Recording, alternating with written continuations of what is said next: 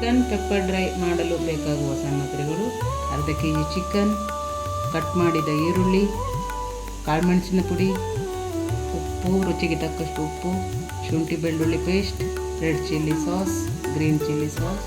ಈಗ ಕಾದ ಬಾಣಲಿಗೆ ಎಣ್ಣೆ,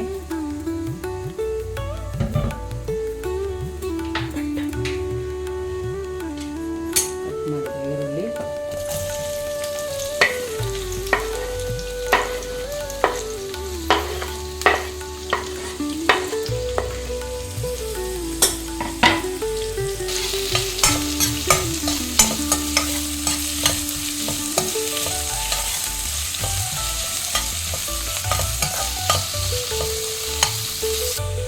ನಂತರ ಫ್ರೈ ಆದದ್ದಕ್ಕೆ 2 ಚಮಚ ಶುಂಠಿ ಬೆಳ್ಳುಳ್ಳಿ ಪೇಸ್ಟು ಹಾಕಬೇಕು.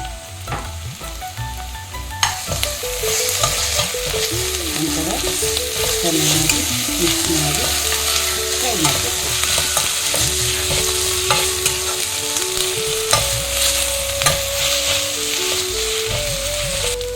ನಂತರ ತೊಳೆದಿಟ್ಟಿರುವ ಚಿಕನ್ ಹಾಕಿ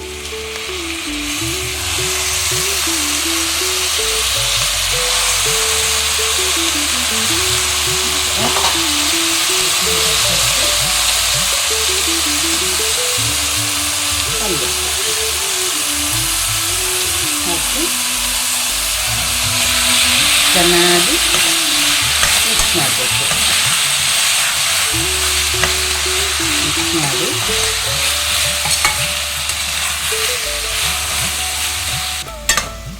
ಈಗ ಚೆನ್ನಾಗಿ ಮಿಕ್ಸ್ ಮಾಡಿ ಲಿಡ್ ಕ್ಲೋಸ್ ಮಾಡಿ ಬೇಯಲು ಬಿಡಬೇಕು.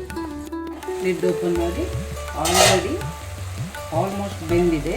ಅದಕ್ಕೆ 1.5 ಚಮಚ ಪೆಪ್ಪರ್ ಪುಡಿ ಹಾಕಬೇಕು. ನಂತರ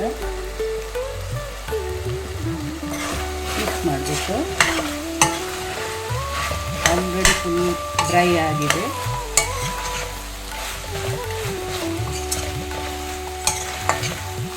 ಒಂದು 2-3 ನಿಮಿಷ ಲಿಡ್ ಕ್ಲೋಸ್ ಮಾಡಿ